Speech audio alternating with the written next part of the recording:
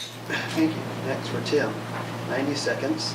The Defense Department has a program to transfer military material from Iraq and Afghanistan to local police departments. We saw one example of this in the disturbances in Ferguson, Missouri. There are also examples of 22 school districts in 8 states receiving mine-resistant vehicles, automatic rifles, night vision gear, and body armor. Just in California, both San Diego and Los Angeles Unified School Districts received mine-resistant vehicles, and the Los Angeles School District received grenade launchers. Do you think that the state should address the militarization of our police force and school districts?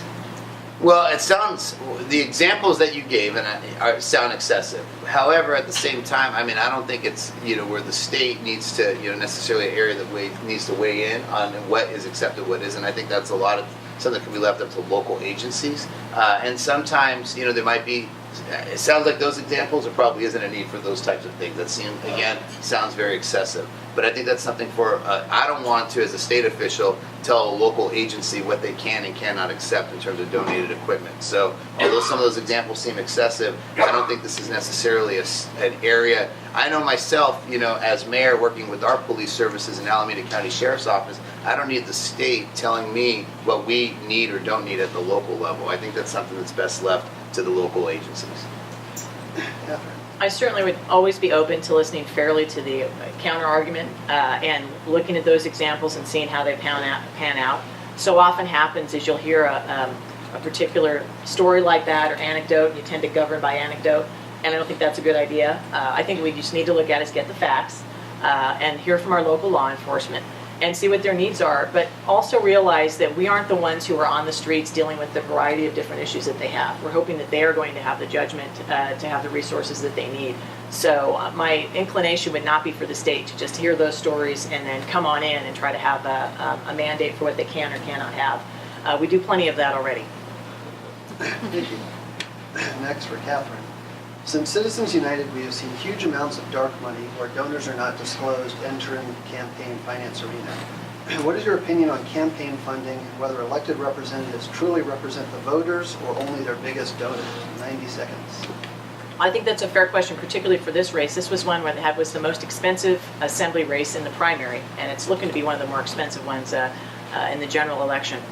Look, there's no question that special interests have a lot of power in our politics, particularly in Sacramento. I support campaign finance reform. Again, bipartisan campaign finance reform. There's been some good measures that have been aimed at curbing the power that money has in politics. Right now, a legislator will go across the street from the Capitol, collect a check from the special interests, and then walk back in and make a vote on whatever they were just asking for. I think there should be real curbs on the ability to do that, if not complete bans. But what you really have to look at is how independent candidates are from those special interests, and this is an issue in this race.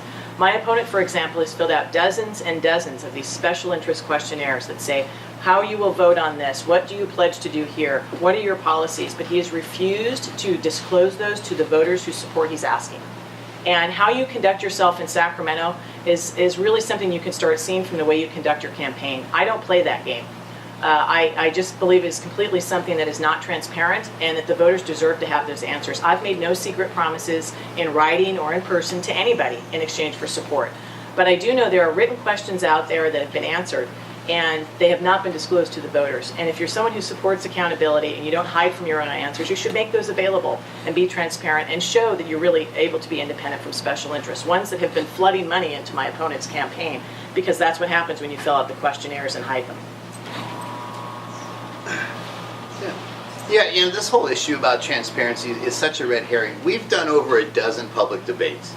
There isn't anybody who cares to listen in the 16th Assembly District to where we stand on the issues that hasn't had the opportunity. Many of those debates televised. The organizations that Ms. Baker is referring to, organizations like the California Medical Association or the California Dental Association. I know sometimes the attacks are, all just union. I've got a lot of organizations, the Sierra Club, Planned Parenthood, that represent a wide variety of, important topics.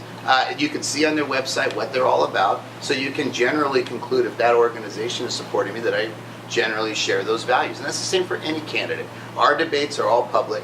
Same with some of those organizations. And I think a lot of this is just to deflect attention from the fact that Ms. Baker has one single donor, a single out-of-town billionaire, that has spent literally hundreds of thousands of dollars and then I'm the one that gets attacked. So the reality is this: we need campaign finance reform. Citizens United, McCutcheon, those are court cases that need to be overturned. We need to have limits on when money can be raised, especially during the legislative session, especially near the end of session or budget. There's a lot of things that need to get done on campaign finance, and the Disclose Act is another important one that needs to happen, so that way you can see who is donating. And in the cases of whether it's unions, let people see it. If it's people like Charles Munger or the folks that fund JobsPac, let people see it that as well. That's important.